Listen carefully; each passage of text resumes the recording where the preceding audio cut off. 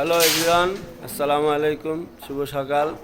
আর সকাল সকাল এই যে চলে আসছি রড কেনার উদ্দেশ্য করে।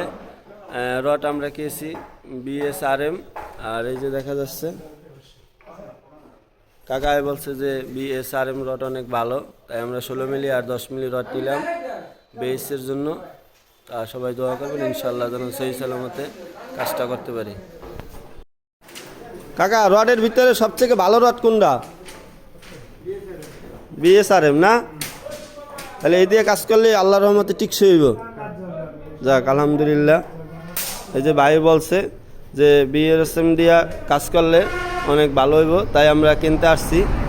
এই যে দেখাই যাচ্ছে BSRM এটা দিয়ে। আর এই মুহূর্তে আছি এখন সুবিদখালী মির্জাগঞ্জে।